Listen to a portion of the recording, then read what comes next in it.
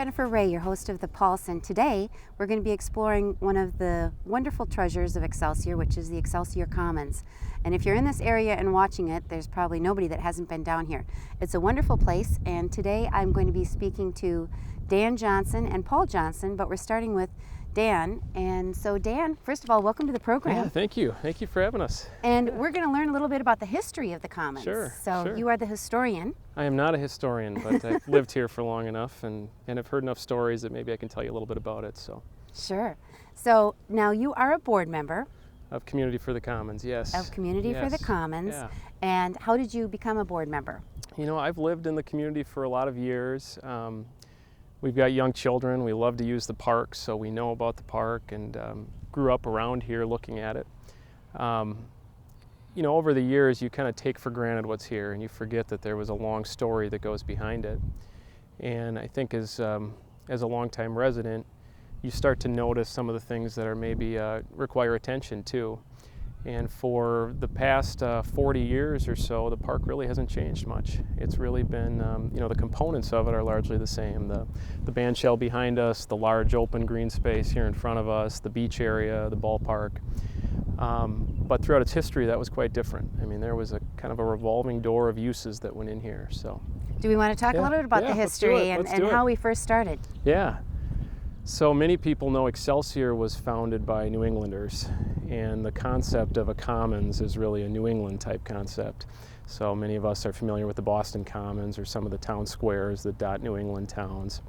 So unlike other cities that establish a city and then later decide they need parkland, the idea of the commons was on the really the original plats of Excelsior back in the 1850s. And there wasn't much direction about what it was intended to be except to say this land should be reserved for public uses. So the Commons was set aside, this beautiful 13-acre park. You know, it's amazing, it's still here 160 years later and still enjoyed by the public. It's probably, well, it's definitely the prime real estate in the town of Excelsior, but I think it's among the prime real estate in the state of Minnesota. So it's wonderful that the public can enjoy it. As I mentioned, through the past 40 years, really not much has changed in the way we use it, but people are pretty unknowing about what happened before that. And there's been a great deal of public-private partnerships that have gone in the Commons, especially in the later part of the 19th century and early part of the 20th century. The beaches originally had bathhouses, you know, because at the time people needed to change into their bathing suit. They couldn't walk downtown with their swimsuit on. Up on this hill here was a beautiful dance pavilion in the 20s that was short-lived. There were dancing platforms. The beach area originally had a huge toboggan chute. There were a casino located over by the docks area. And all of these were really private uses that the city leased land to and helped offset some of the costs of maintaining the park. So that was a pretty common model. Throughout the past 40 years, we really haven't had much of that. You know, it's been a few small uses, but very little large-scale public-private partnerships that the park's been used to.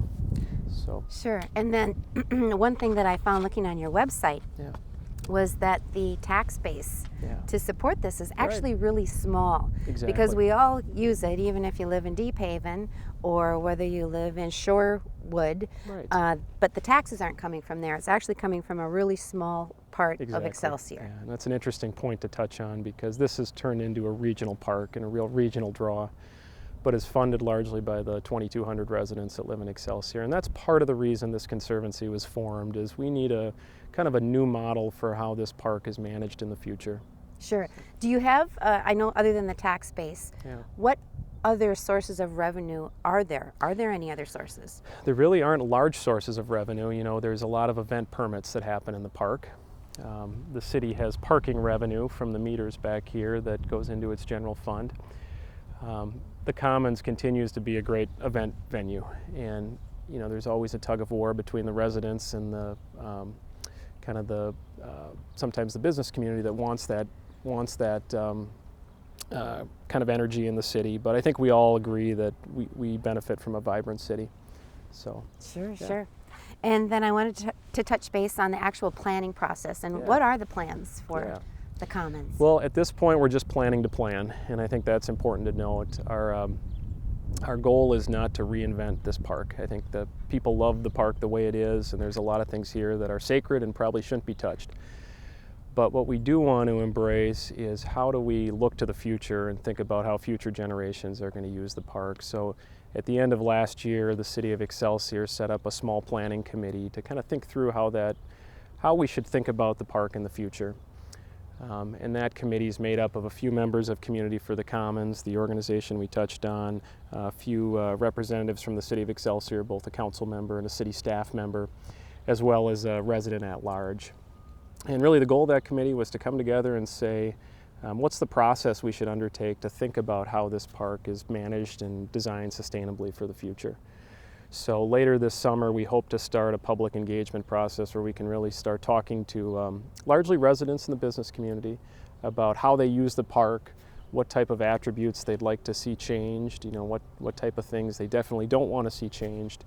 And we're hoping that that effort informs a future design phase. Sure. Is there anything you can share with us that might be being spoken about or whispered about? Yeah, really at this point, I think it would be presumptuous to talk about the vision for what the park should be, because Sure. we need to hear that out from the community. But I think a lot of people see some of the same challenges. Our turf is worn, our trees aren't maintained, maybe the pedestrian access could be improved. Maybe there's facilities that are in our backdrop here that have served the community well for a lot of years but need to be updated. So Yep. those That are the always kind of needs things to we need happen. to think through. Yeah, and it all takes money. Yeah, exactly. So anything else that you wanted to share with us in regards to the actual commission and the planning? Yeah, I think the thing that would be great is we've got a website that Paul will touch on, and we just want residents to really think through this issue thoughtfully.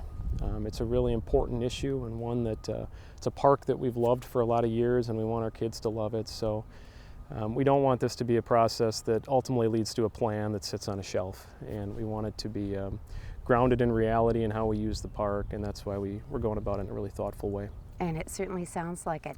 Well, thank you for all that Yeah, you do, because appreciate I your know time. that it's a volunteer basis. Yes. And, it takes somebody who's that interested in the community to take the time, energy, and effort to go Thank you. about and make sure that it's sustained, because great. it is wonderful and a great part of our community. Well, So, thanks for telling the thank story. you. Yeah, Appreciate thank you so much, Dan. Yeah.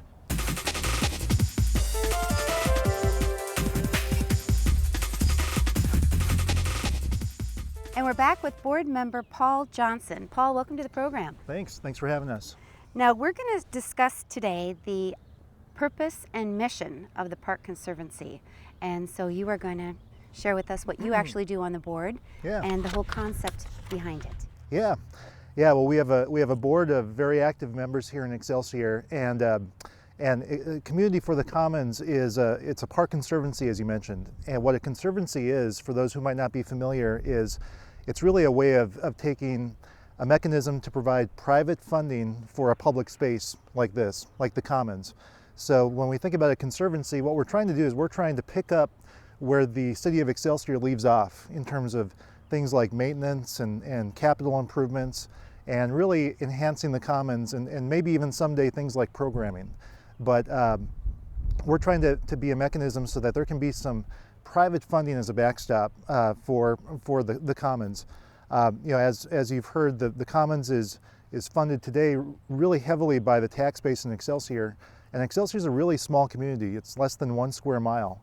And so this big, great park that's really a regional draw is still funded as a city park, and we're trying to help that imbalance with some private funds.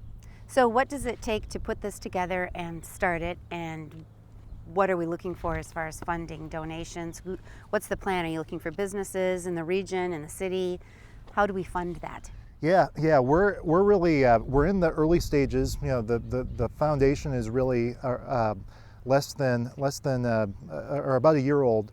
So we're at that stage where we're doing a lot of planning, a lot of our level setting to make sure that we have a good firm plan and a foundation going forward.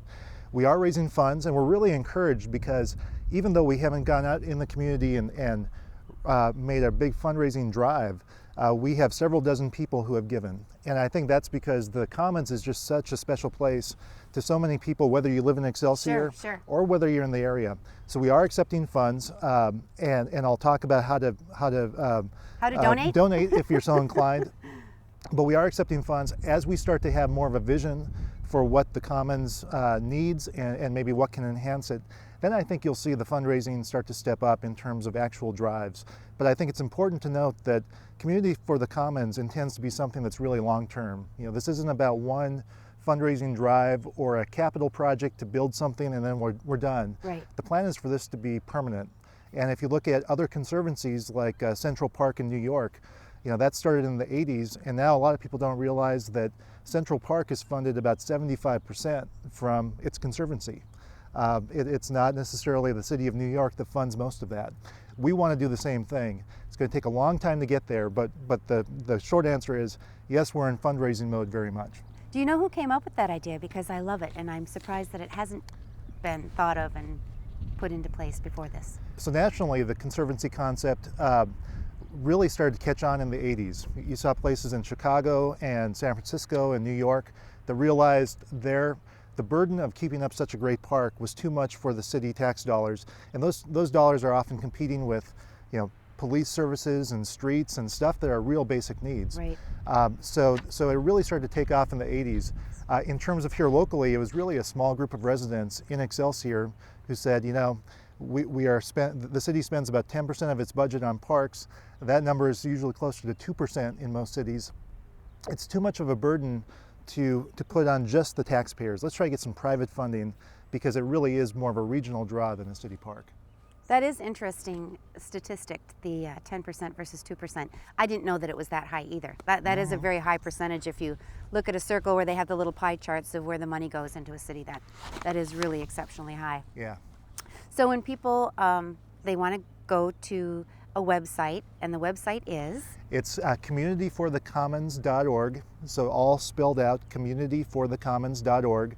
And the website is continually being updated. So if people go to the website, they can get information on our organization, they can get information on the Commons, a little bit of the history of the Commons. It talks about the conservancy concept, it talks about some of the upcoming events, but maybe most importantly right now, there's a place to give online. So giving to Community for the Commons can be something that really takes 5 minutes and can be done online, and then we have the benefit of those dollars as we try to build out the vision and the master plan. Sure. Now, in addition to dollar donations, are you looking for people to basically volunteer, and in what capacity are you finding a need or seeing a need where you're looking for somebody who might want to get involved? Yeah, we're very interested in people who want to donate time and energy because sometimes that's people are in a better position to give those things, and you're going to see Community for the Commons increase its visibility in the community this summer. And as Dan mentioned, the planning process is really important. There's a lot of community engagement. We're hopefully going to have more of a presence at some of the events, such as the farmers market and things that are kind of a staple in the community. Mm-hmm. And for that, you know, we can't just rely on the board members. So we are looking for people who are willing to give time in addition to money, and they can let us know via the website as well. And I'm just noticing that we do have mayflies joining us today because it is the beginning of May. Yes. And I have enjoyed the 4th of July concerts, which are absolutely fabulous, and those will be continuing. And I've been to the Easter egg hunts and of course been to the parks and the playgrounds and the beaches, and it's such a fabulous area. What other special events do we have coming up here? Yeah, we're really hitting the prime season for the Commons and when a lot of people visit.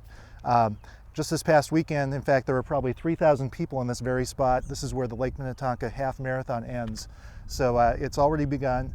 I believe May 18th, the beginning of our concert series begins, and that's about once a month. We have a really top-notch musical show, or artists come in and provide a free concert out here. In the band shell. In the band shell. So you can either bring your blanket or your lawn chair. Exactly. Great venue, the best view of the lake out in the evening. So that starts in a couple weeks.